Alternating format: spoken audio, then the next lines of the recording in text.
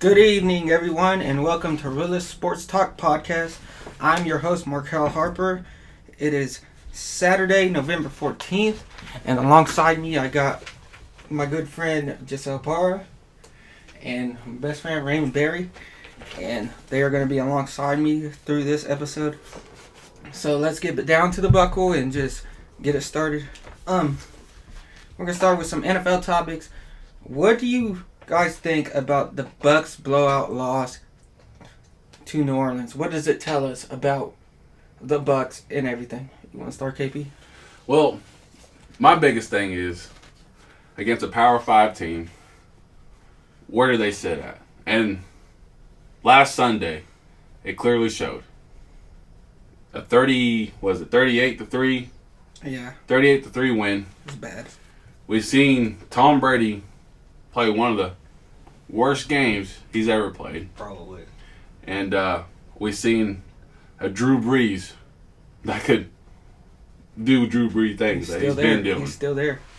Raymond, what do you think? I mean, Drew is in complete control of the offense. We know, even with no offseason, it's still Drew Brees' team. It doesn't matter how old he is. He still gets the job done. Alvin Kamara is putting up MVP numbers, not even being talked about. You know, he's pretty much in first in every category. All-purpose yards, rushing yards, receiving yards. The dude is just killing it.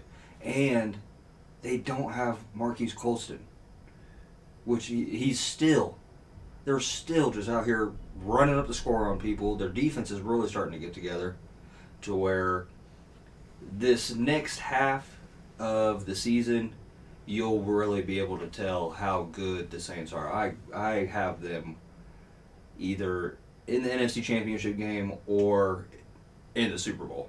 You know, this team is put together well. They know what they're doing. Drew Brees and Sean Payton is their 100th year together already. Bread and butter, huh? They're it's nothing new. With the Bucks, you're getting all of these new guys with no off season and trying to mush them together in a limited amount of time. I understand it's Tom Brady, but his age is really starting to show. I mean, the dude's a genius, but he's going to have to. This is one of those losses that you have to take, and it is what it is. You know, the Saints are just a better team than you are now. When it comes to Week 16, Week 17, getting into the playoffs, can the Bucks form it all together and be better than the Saints? That'll definitely be a good question. Yeah, and my thoughts on it, kind of like what you said. It's like it's their first season together. The Bucks' first season together, and they aren't clicking like the Saints have had that consistency. This is Tom Brady's first season with Bruce Arians and everything, and it's just totally different. Completely new offense, and he's done pretty well for his fair share, but he's still not on that level of like the fucking Saints and Drew Brees and Sean Payton. They've had that consistency for years now. They know who they are. They know Alvin Kamara is going to get the ball. They know they're going to put up almost 40 points a game, every game. And if they can't do that, then their defense comes up and they show out. I think the biggest thing that Bucks need to establish is a run game. Now, Leonard Fournette's been injured, and he's back now, but I don't think he's fully healthy. But to help Tom Brady out, he needs a run game. You know, the defense will back him up, as they've shown. But offensively, you look at these stats, that Gronk's had 46 targets, and Evans has 52. And Tom Brady's thrown 20 TDs and 7 interceptions. Yep. Now, combined targets with Gronk and Evans, you would assume that the numbers would be higher. Now, that's granted, given the run, they don't have a run game. Mm-hmm. They have to establish a run game. Brady, in the past years, has always had a run game to help him out, to bail him out. If they establish a run game, they will be able to be that elite team that on roster or on paper, whatever you want to call it, will be where they want to be. Yeah, and that's what it comes down to. Like, And like I said, no offseason, nothing. We're at, what are we at? Week 8, week 9? Correct. Yeah. It's starting to get the mid-season form where you see the pretenders from the realists, and it's going to be a hard, I don't want to say a hard uphill climb for the Bucks to make the playoffs. They'll probably make the playoffs, but for them to win the division and get swept by the Saints, it's going to be a hard up climb from bouncing back from that. And if they have to see the Saints again in the playoffs, I would put my money on Drew Brees and the Saints just because it's just out coaching. It's just that consistency that we've seen. Like both times they got blown out by Sean Payton and Drew Brees. Like, and Tom Brady. First game was 30-24. Yeah. And Tom Brady's still trying to find a rhythm there. He beat Aaron Rodgers and the Packers, but it's just not the same as Sean Payton and Drew Brees because they have all those weapons and they've been consistent. Aaron Rodgers has been consistently inconsistent in making the playoffs or just busting in the playoffs. So, like, that's what I think about it anyways. But you guys got any other thoughts on that? Yeah, I just want to touch on the Bucks' rush average. Their rushing average is 92 yards a game. That puts them at 30th in the league.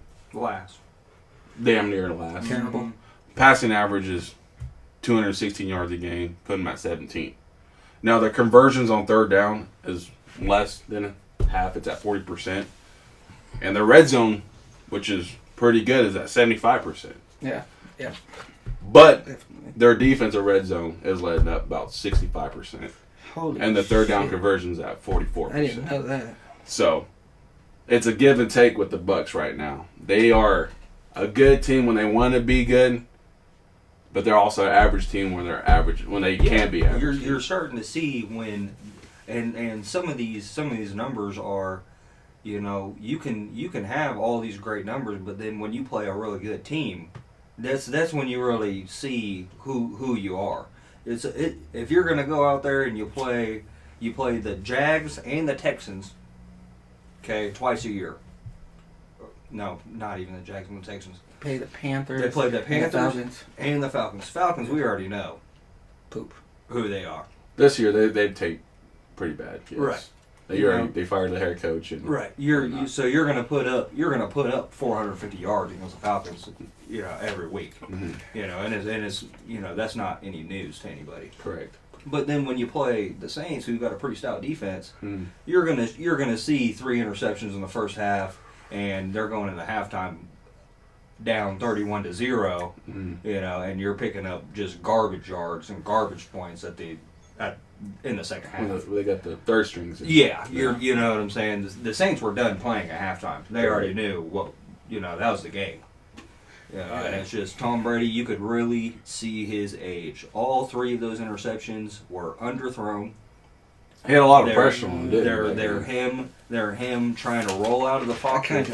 They're trying to roll out of the pocket. And throwing balls that maybe he could have thrown 3-4 years ago. That would have been completed to Gronk. Well, but you're throwing up balls that I mean. I think all 3 of those interceptions, besides the tip at the line. A big factor I want to touch on, though, is that, the Saints rushed for 138 yards. And the Bucks only rushed for 8 yards. 8. That's a big difference in the run game. That's why I was saying that if the Bucks want to be that prolific team, they have to establish the run. Now, granted, talking about Tom Brady showing his age, he was touched 3 times that game. He was sacked for 3 times. And that takes a toll on somebody his age.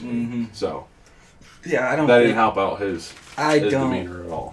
I disagree in the fact that I don't think it's so much about his age because he's still one of the smartest guys. And he's a system player. He knows how to work the he's system. Smart, but smart with your mind. The body goes. Your athleticism, your shoulder, it goes in time. You can be, just like Phillip Rivers. Phillip Rivers is out here still killing it. Drew Brees still out here still killing it. But those guys are 38, 39. When Tom Brady was 38, 39, he was still killing it. That boy is 42 now. He's 42 years old now. He's getting up there. Playing a physical sport. Playing a physical sport on a brand new team, getting hit You know, Bill Belichick, he was protecting Tom at all costs. And Tom Brady did not want to see Tom Brady get hit. He played 16 seasons with the Patriots, and they've been pass protective, outstanding. One of the best. And it's one of the best. It's just a different system, is correct. What I'm thinking. I mean, Tom Brady. See, look what they did to the Packers, man. He still has it. It's just like some of those weeks, though. You see it. You can definitely see the see inconsistency. it. But he's not used to getting hit as much as he has this season. Correct. And it's part of the system. I'm excited to see their playoff run if they can. Well, we know Tom Brady. We know what Tom does in the playoffs, man. You know, turn up Tom. He's not going to go back down without a fight. So, yeah. All right, fellas. I think we should move on to the next topic, which would be, is Davante Adams best receiver in the league? I know both of you got strong opinions on this, but I want to start it off, and I will say, I don't think he's the best receiver in the league, but he's getting close. I'll put him in my top three. And that's being respectful because I really don't like the guy. But and this year he has 53 receptions, 675 yards, 8 touchdowns. That's not even leading the league, which is why I can't say he's the best receiver in the league. You got Stephon Diggs with more yards this year.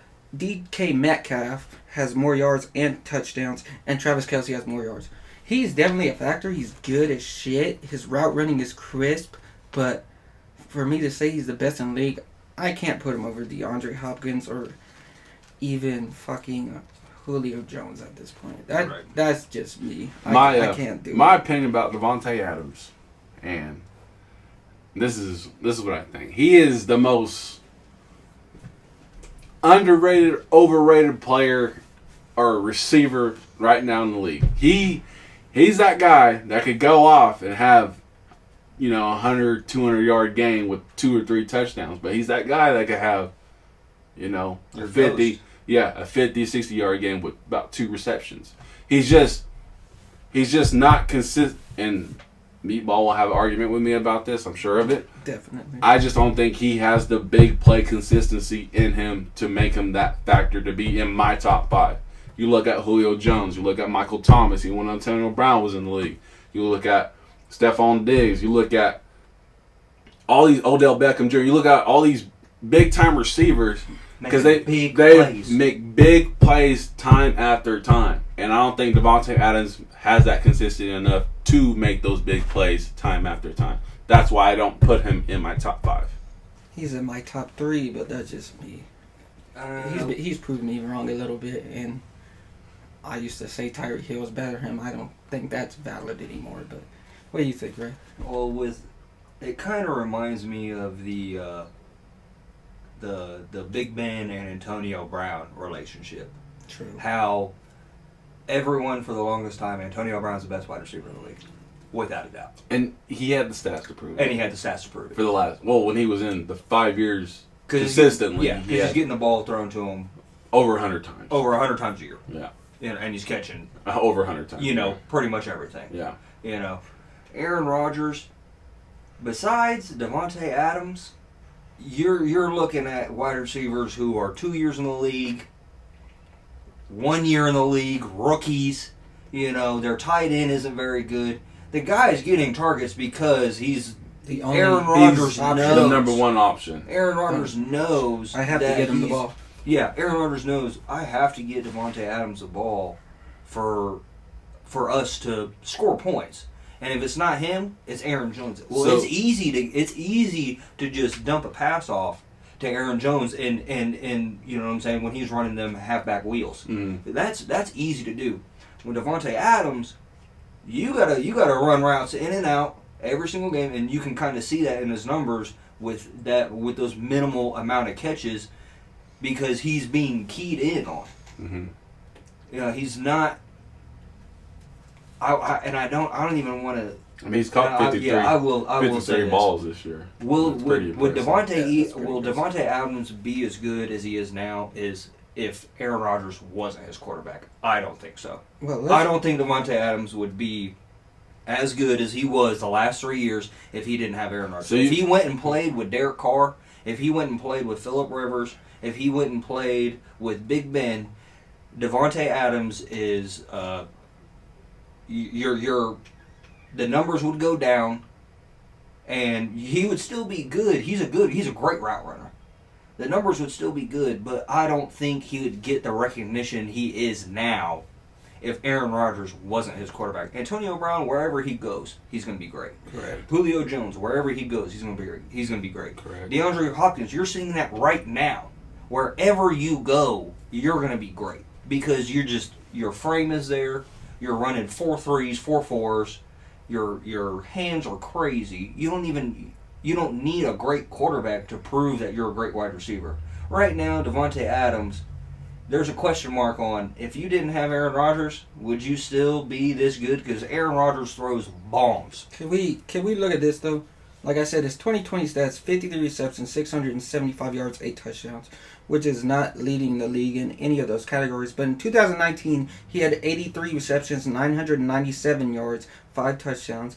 2018, 111 receptions, 1,386 yards, and 13 touchdowns. He's on track to kill all those. His last 3 years have been all those. He's getting better and better by the years go. I would think so. He missed 4 games in 2019 and still wasn't almost one of 1,000. Yeah.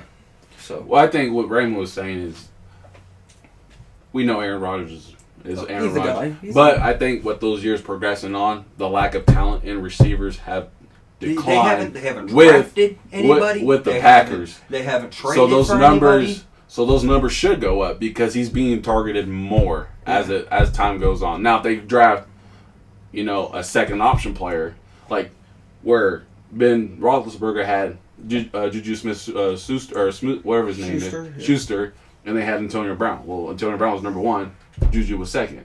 And then it started coming up to where Juju, you could start kind of seeing it where Juju he's starting to get real deal, where it's all right. I don't have to throw the ball to Antonio Brown all the time anymore because this kid Juju can do just as much and put up just as many numbers. He was killing it, and then you could kind of start to see the decrease in Antonio Brown's numbers, and then you start the locker room problems, and now he's not a Steeler that anymore. That is the good thing, and the Steelers are 8-0 without Antonio Brown. Yeah, without Antonio Brown. Let me put this point out there. That is one thing the Steelers are better at than the Packers. They get those players, like, say, they let Antonio Brown go. Juju goes off. Like, you're right. Now, this year, Juju is fucking not doing as great, but they got Claypool and Deontay Johnson, and they're still doing it. They replaced good players. Yes, and Juju knows they his keep role. Their receiving core consistent. Juju knows his role. Out of nowhere players. And that's credit to the Packers never do their staffing. Packers never do that. They never. They helped out this last draft, Aaron Rodgers besides drafting Davante Adams in the second round 5 years ago. This last draft, they fucking drafted a quarterback out of Utah State for a replacement for Aaron Rodgers. What could have had T. Higgins? Could have had T. Higgins.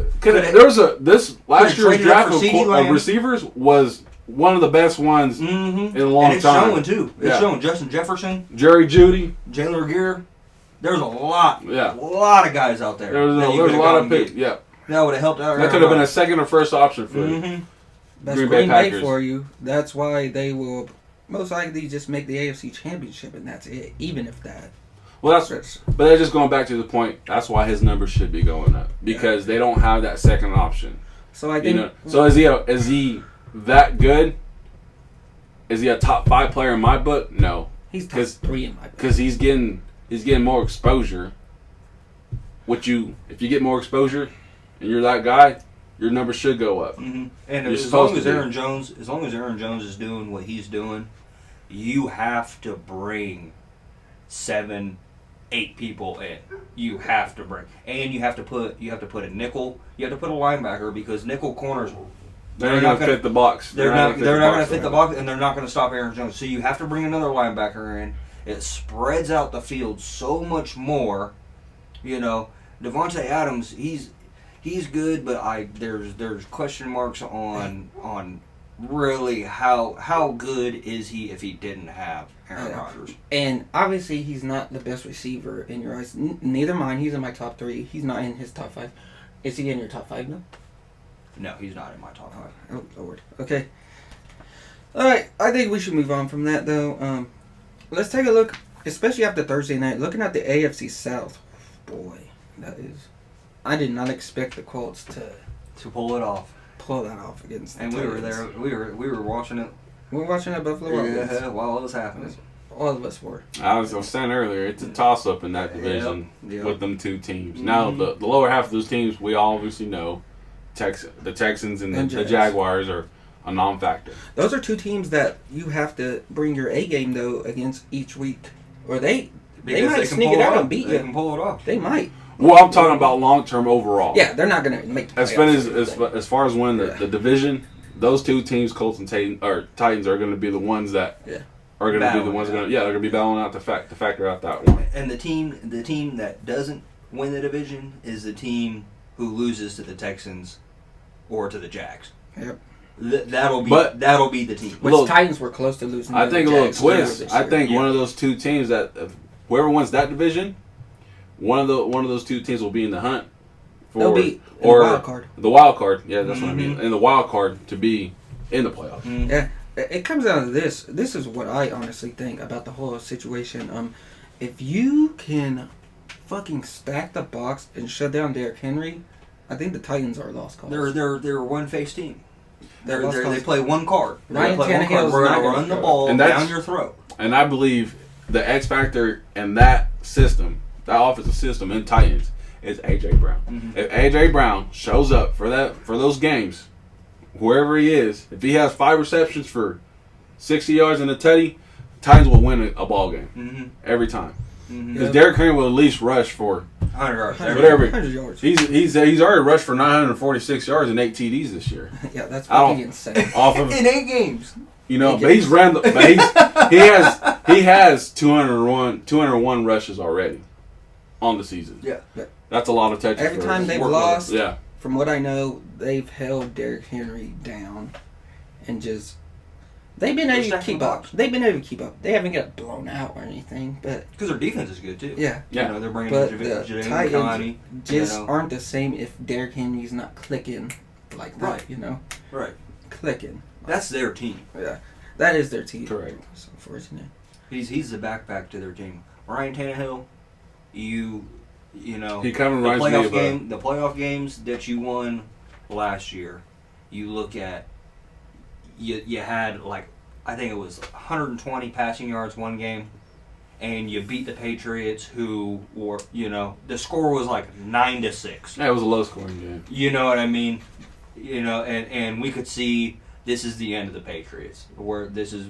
Tom Brady separate. Yeah. That was the talk. Yeah. All the talk that You're not Tom gonna was give me, leaving. And yeah, you're not going to give me any weapons. You want me to come out here and throw to a rookie N'Keal Harry, and you want me to throw to Julian Edelman, who had the most dropped balls in the league last year.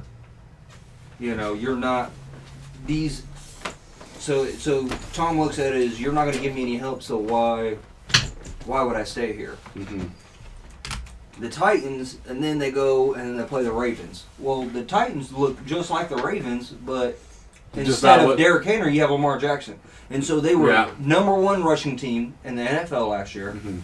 All right, we're just going to stack the box. MVP. Yeah. Other side. Yeah, we're just going to stack the box. We're going to stop Lamar Jackson. We're going to make you throw 50 times. And Lamar Jackson is not as a good thrower as Ryan Tannehill. Ryan Tannehill is a better thrower. That was the only difference of winning that ball game.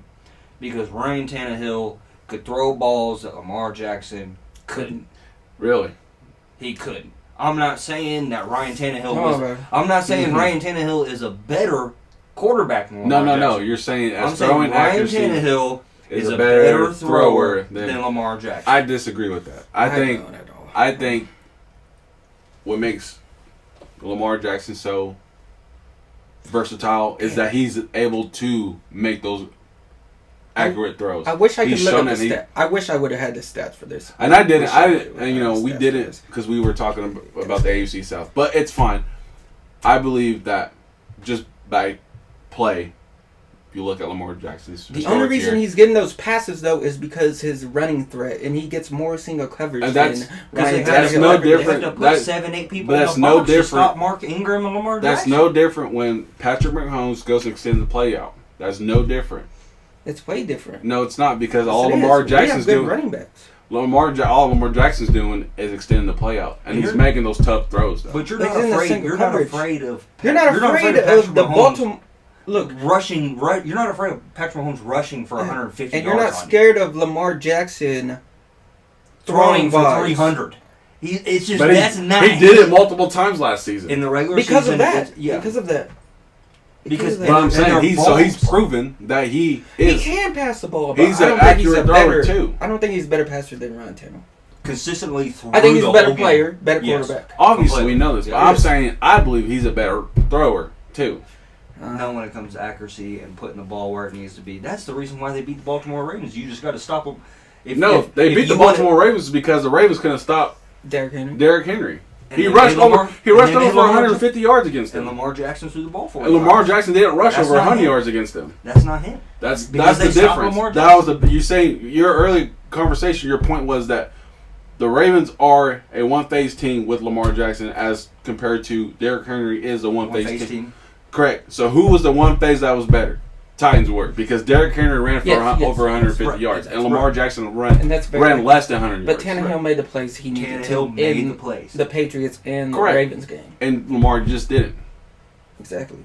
That's the factor. He can't pass like that.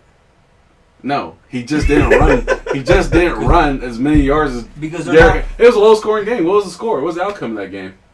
I think it was. I think they blew out the Patriots, but it was a close game with the Ravens or something. It was super close. But yeah, they scored some points. Yeah, it just comes down to Ryan Tannehill only had to throw the ball 20 times. You can't mess. I think that's up what Lamar needs to do too. Yeah, I don't think he should be throwing more than 20 times a game. Yeah, you limit your numbers. You guys need to give him some credit. He's good. He's an MVP player. Yeah, don't get me wrong. Give him some credit on his throwing too. Yeah, he's definitely not just a running back like everybody said. No, he's a quarterback in this league.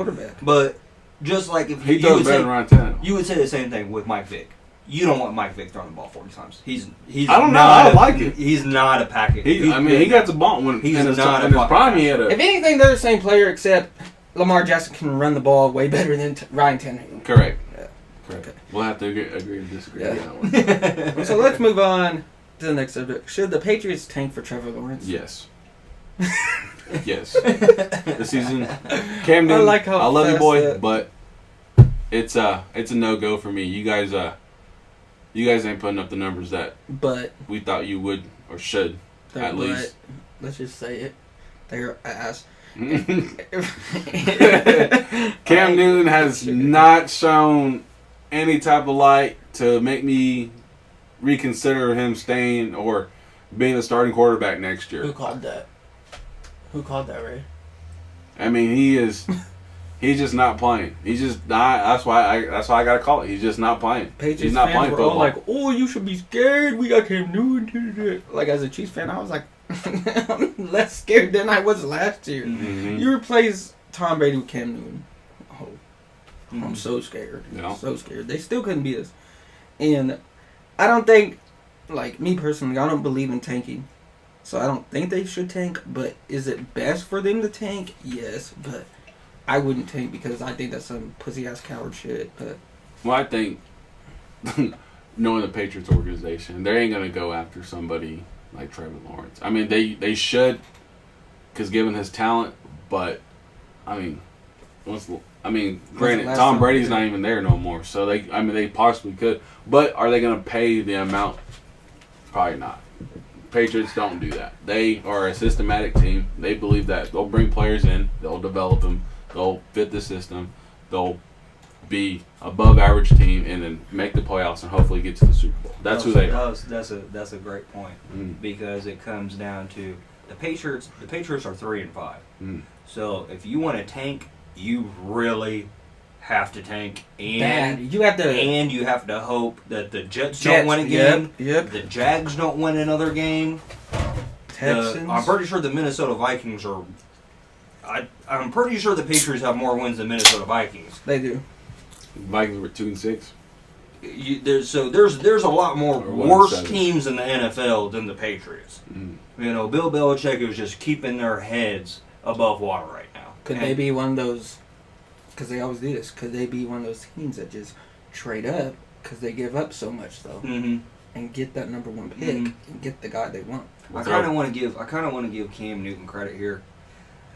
All right, Tom Brady made Bill Belichick's system look so easy and simple because it's Tom Brady. We understand Cam Newton is not Tom Brady. Correct. But now you kind of see it now that maybe Bill Belichick's system is a little more complicated than people think. And just because Tom Brady made it look so easy doesn't mean it's easy.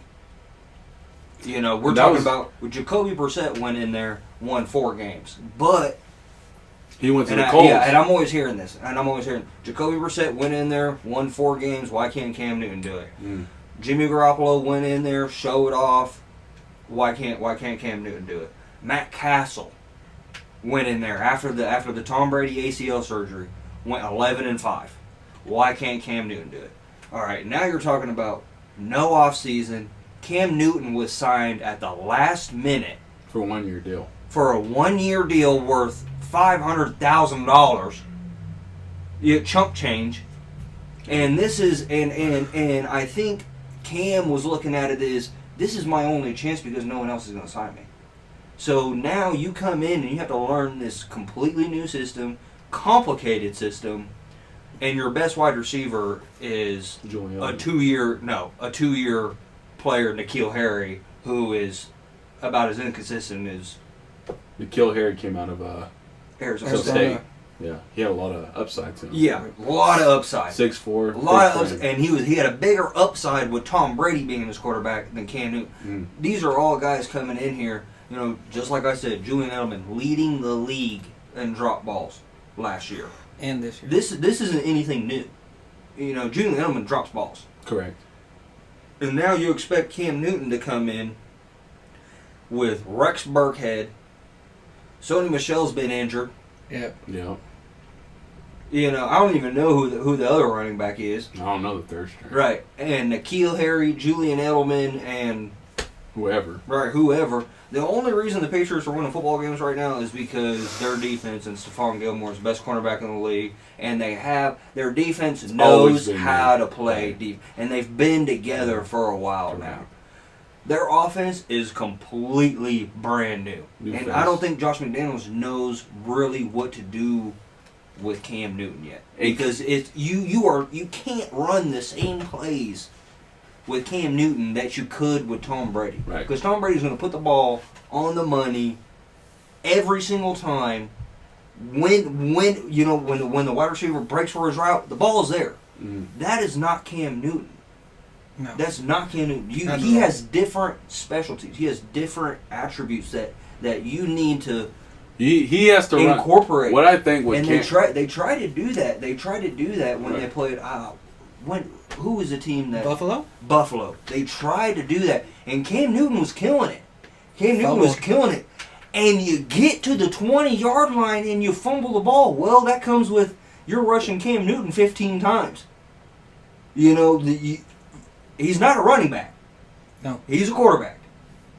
But Cam Newton can't make that mistake. And I think you learned that with Bill Belichick. If anybody told him, it's Bill Belichick. You got to believe that. Bill Belichick, and he told the media, this got to be on Cam Newton. You fumbled the ball in the most critical moment of the game. You're in field goal range to tie it versus the Buffalo Bills, who were like 5-2 at the point. That's a turning point for your team right there. Bro, and he's a former MVP. Yeah, he's not bad. What are you doing? No, he can play football. Yeah, we know he can play football, but when it comes to Bill Belichick's system, Jimmy Garoppolo learned Bill. He was under Bill for 3 years before he got traded. He knows that system. Jacoby Brissett, he was in that system for 2 or 3 years before he won those 4 games. He knows what to do. He knows the system. You brought Cam Newton in 3 weeks before we started playing football and expect Cam Newton to just with COVID. Yeah, I would expect say Cam Newton to just come out here and just do spectacular things. That's not going to happen. I'd say this. I think, Jimmy Garoppolo, 20%. They're products of Tom Brady. They play or try to play the same style as Tom Brady. Well, they taught him to. He taught him to. You bring Cam Newton to the bubble. Cam Newton's not your typical sit-in-the-pocket quarterback. He's not your typical and I wouldn't say typical. He's not your most accurate quarterback. He's your He's the new age. He's the new age quarterback. He's the athletic, extend plays, throw a bomb down the field. He's Lamar Jackson, but Lamar Jackson's better. Correct. So I think Josh McDaniels has to find a system that happy medium. Yeah, and it's gonna be a play action system. It has to be a play action system for him because he's not gonna sit back in the pocket. You can't sit him back in the pocket because he don't have the accuracy enough to make those, and he don't have the same not mindset. I wouldn't say mindset, but same playing style. Same playing style, but the quick reflexes, the mind reflexes that Brady had. Yeah, you can see it. Tom Brady snaps the ball. Yeah, he can see the boom. He doesn't recognize. He doesn't have the great recognition that Brady had. Yeah, and that's where you're seeing this 3-5 season. You're seeing the struggles and difficulties. You see, all these headaches, and Josh has to find a system that's going to fit for him. Because if not, they are going to tank. Right. Regardless if they want to or not, they are going to tank. Right, and that doesn't come in less than 4 months. If you can name someone that learns Bill Belichick's offense in less than half a year with COVID, please tell me who that is because he's a genius. Mm-hmm. It's not going to happen. Like I said, Jacoby Brissett, he was in the system. You're bringing Cam Newton off a bus and playing a game in a month, and people are like, no preseason. Yeah. This is what's going to happen. Plays a factor. Mm-hmm. Yeah, you're just not. They didn't have OTAs this year either. Yeah, you're just he barely knows the guys' names before week 1. And you expect him to go out there and throw for 300 yards, and it's just not gonna. Yeah, it's just not gonna happen. Sad situation. I wish we could have seen him in a longer off season like everybody else. Mm-hmm. That would have been like normal. Then it would have been completely different. I think it would have been a completely different story. Yeah. I think Cam Newton in Bill Belichick's offense is scary. Not this year. If they re-sign him, which I think they will, I don't think if they re-sign him and he has a complete offseason, and if they get him a weapon. If they get him someone they can throw one guy. Yeah, if they can get someone he can throw the Odell ball Beckham? to. Like an Odell Beckham. or a Fitz already right in Cleveland, huh? Yeah. We ain't gonna talk about that though. Just somebody he can throw the ball to. Yeah. That's not N'Keal Harry. The league leading ball dropper. Or N'Keal Harry, who you don't know who he's going to be each week. Yeah. They really need to invest in a running back too. Cam Newton had Christian McCaffrey. I think Michelle's pretty good. I think he just can't stay on the field though. Yeah, he's got to stay on the field. Cam Newton, he had Christian McCaffrey. We all know what that guy does. Yeah, but they still were trash. Yeah, they were trash. All right, fellas, let's move on to a different sport and subject, the NBA. What do you guys think about Russell Westbrook's future and who's a good fit? Well, the future has already been determined earlier this week. Why is he bitching? For being at Orlando? No, why is he bitching and trying to leave the Rockets? That's my question. He signed to Orlando. No, he didn't. Yes, he did. No, he did not. No, yes, he did. Not. Tell him. No, he didn't. No, he did not. I don't know why he's bitching. He's on the Rockets. He wants to leave. Why is he bitching? This is ego. This is ego. Russell Westbrook. That's what it is. At his best. This is what Russell Westbrook does. He's done this. We all know him and Durant. It was just a matter of time before him and Harden got into it. But it was sooner than we thought because 1 year. Yeah, it's 1 year. Yep. And the fact is, that's what I think about Russell Westbrook. I think he's a great athlete, a great player. Great player. He is not that superstar player though. He's an all-star player. When I say superstar, I'm talking about Kevin Durant, Stephen Curry, LeBron James, Kawhi Can Leonard. you take over a game? Can you take over a game? But can you take a team to win the championship? Westbrook wants to be that star that is the leader and that he will do everything and that they're going to win. But it's not going to happen. And It's both teams he was It's at. never going to happen. At the Thunder, he's the shadow. He's the shadow of Kevin Durant. When he was no longer the shadow, when Kevin Durant went to Golden State, triple-double season. You think Westbrook had a triple-double season because he's ball dominant and no one's going to tell Well, he him, did no, that. you can't take that shot. He did No, that. you can't do this. No, you can't do that because you're not going to... He's putting up triple-double numbers. he did that without Durant, though? Correct. Let's look at this. 2019 with the Rockets, 27.2 points, 7.9 rebounds, 7.0 assists per game.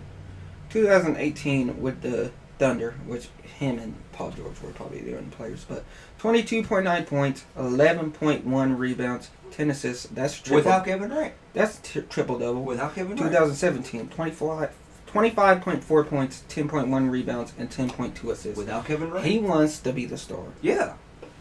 Yeah. Which it doesn't work like that. You don't win a championship doing that. Right. Right. And James Harden. That's a perfect example. James Right. Harden did a lot. James Harden's better than Russell Westbrook. Correct. He's That's- averaging. That's easy. Correct. That's an but easy- even as dominant as James Harden is, as a one-on-one player, he will never win a championship because he needs help. he can't win it. You can't beat a whole team of By LeBron yourself. James and the Anthony Davises or Kawhi Leonards and Siakam or Steph Curry and Green and Thompsons. You can't beat those teams just playing James Harden. You don't do that. You can't do that. And the greatness of LeBron James, you could see it this year. It was almost like he took a step back And let because he knew Anthony Davis how was- good yeah. Anthony Davis is, and you win a championship. That's all you want to do. Yeah. That's the main point of playing sports is to be the best. Yep. And sometimes you have to take sacrifices. Look, I don't even think LeBron James wants to shoot the ball 40 times.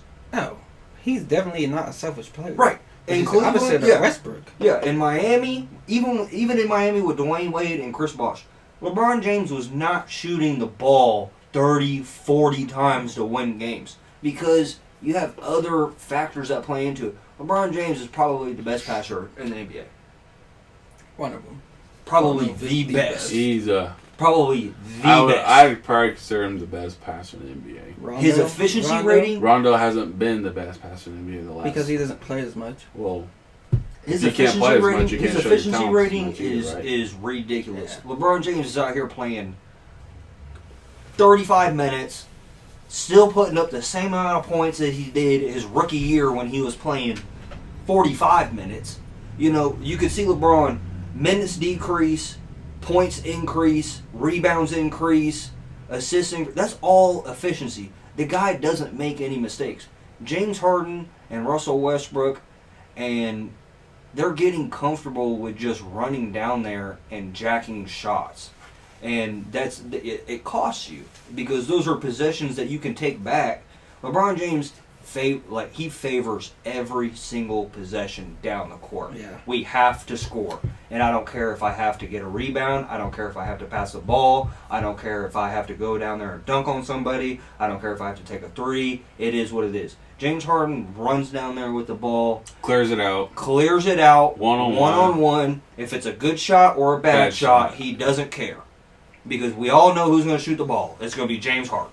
Well, I think that's Yeah. Westbrook's problem. He's just And that's the a team player. exact same thing with Russell Westbrook. But it's hard. You know, you look at those stats you just pointed out. He's for the most part he's almost averaged it. double. You know, well not a every triple year double, but I'm except just- last year. even 10 assists a year. Mm-hmm. And Yeah. you're saying it's hard to say he's not, but he's shooting the ball 25, Way more 30 than times any a player game. on the game. And that hurts a team. Mm-hmm. Now, if you were efficient at 15, 20 shots a game and still averaging a triple-double, then you're talking about a completely different... Then you're talking about LeBron James. Yeah, you're talking about a completely different person. No. Then you're talking about LeBron James. LeBron James doesn't have to... He can score 25 with less than 25 shots. Correct. And I always name that fact of if you can score if you score 30 points and you shoot the ball 30 times, I don't like it. Yeah. I don't like it. That's You not should hit efficient. 30. You should hit 30 points. You should hit 30. If you're in the NBA and you jack 30 shots, you better be able And to everything score 30 counted as points. twos. Yeah, you better 2s and be 3s able to- unless yeah. you're shooting the free throw. Fucking Westbrook just wants to be the guy that the offense runs through every possession. And he's not. And you're not that guy. I mean, you're good. You are great, actually. But you're not that guy. You're not a Kevin Durant or LeBron James. You're not a fucking Kawhi Leonard. Yep. And Kawhi, not Steph. Kawhi Leonard doesn't have to have the ball in his hands all the time. No. It's just that control of he's so efficient what with he does. the ball Right. and everything he does. He doesn't make very many mistakes. Correct. You know, with Westbrook, it's like if he throws 6 turnovers, That's him. that's Westbrook. And You that's know, not okay. that's That's not, not yeah. okay. You can't do that. That's He's not okay. he's a freaking nature. He's a highlight film. He's everything. You'll win a lot of regular He's season everything games. that you want to see in a 2K video game. Yeah, But once you But- start playing those good teams in a series, Mhm. they're gonna be like, "Bet we know. you turned it over. We're gonna go take advantage of it." Right, and we When we it know comes who to you are. efficiency Yeah. Mhm. and winning big time games, Westbrook will not be the guy to lead that. I don't believe it. I just don't. I haven't seen I it. don't know who they lost to this year. Were they a first one? Were they Clippers? They Houston lost to Was it the Clippers? no, it was some shellac team. It wasn't the Nuggets. They went to a game 7. Who the fuck was it? Who did the OKC. Lakers play? Oh, they lost to Okay. I thought they OKC. won. No, I thought they beat OKC. Nope, they lost to OKC. I think they lost to OKC. That's up in the air, but I don't know. We'll have to look that up real quick. Look it up real fast. Yeah, I think it was whoever OKC. the Lakers. It was whoever the Lakers beat in the second round. Man, I am. Oh, the Rockets won 4-3. Okay. So then they lost Then to the Rockets lost to the Lakers like 4-1. Okay. Yeah, that was just That's what it was, complete. Yeah, Yeah, because they beat Portland, Complete then they yeah, played Houston. domination. And then they played the. And the Rockets, they had a good idea of let's play this small ball with PJ Tucker's probably the most underrated player in the NBA. That dude is a freak of nature. If you Defensively, can play, he's cold. if you can play center at 6'5", that is ridiculous. And you're That's grabbing, a new day. yeah, you're grabbing 12, 13 rebounds a game. But then when you try to play center against the best center in the NBA, Yeah, that's you're gonna get exposed because this guy is 7 foot and can play. and you're not. Yeah. You're not 7 foot. You're 6'5", and you're just it's a front. And Mike D'Antoni knew it. It was I'm gonna try to put 5 guys out here who can all shoot the 3, all dribble the ball, all play make, and try to get away with it. And he got away with it with OKC because I mean PJ Tucker's locking up Steven Adams, which is kind of ridiculous, but you know, it is what it is. And they got Robert Covington, who's 6'8", That could play. that can play, And can shoot. shoot the ball, Mhm. can dribble, you know, but you're not. When you go against JaVale McGee, Dwight Howard, Anthony Davis, The and crazy LeBron thing. James, It's Yeah. a different it is animal. it's a completely different game, and that's why they won the championship. It's just you're completely dominating 10 feet in. Well, that theory would have worked, but you're betting that your team's going to shoot consistently. Your strategy, your strategy. Every you single have night. to shoot the 3 ball consistently. at a high rate. Yeah. Which And obviously didn't turn the out. Lakers were betting on we can Out-rebound you and out, Yeah. and out-beat There's so you. many more factors. We can out-rebound you. We know we're going to shoot almost 60% from the field because All our points in the paint. take all of our points are in the paint. and they take smart shots. It's- Yeah. Yeah. And that also comes with LeBron James' leadership. Yeah. Mhm. And when they picked up Rondo, that closed the deal because he's just One of the smartest players in Yeah, the one of the- IQ yeah. wise. he's gonna get you the best shot You can every time. Mhm. And that I think that's what glued their team together. Yeah. But Westbrook, he needs to get out. I think a good team would be, man. I'd love to see him go to the Dallas Mavericks. That'd be great. But I don't think that's That might gonna ruin happen. your fucking chemistry. No, you're not gonna ruin Luka Doncic. That'll never happen. I don't know what's a good fit for him. I honestly think I he's saw something about him egomaniac, going to so- Atlanta Hawks with Trae Young and the boys. he's an egomaniac. I don't. Yeah, I don't want to say he's a cancer, because he He's plays a TO. hard. Yeah, he plays hard. He plays hard player, every but- possession. He's a good player. He's a great player. So the question was though, what was the perfect fit for him? I just said I don't know. I don't see it. Yeah. I don't see We were it. naming all these things that why he wouldn't be a leading player, but why would he be a perfect fit wherever he goes? I think he'll end up somewhere. And I think he'll end up somewhere like the Suns or something. I think somewhere he'll have guys. What about Miami? He'll have guys. Oh man, that would be. and I think the conclusion we could say is dogs. They would be dogs. I think he would be the leader of that team too. I think this. I think he would be the main player. I think you put factors around him that are willing to play with Westbrook. We'll put him and in Jimmy Butler would be good together. They would be dogs. I think. Also, if he went to the Bucks, they would be dogs. They would be. That'd probably be his best fit because Giannis plays a similar game style as Up Westbrook. and They're down the court. and they are Get it fast up, breaking They just all wanna day long. Dog the whole Yeah. court. And just put some shooters around and they'll be fine. And they have that. Yeah. They have Chris Middleton. They have Lopez, who can now.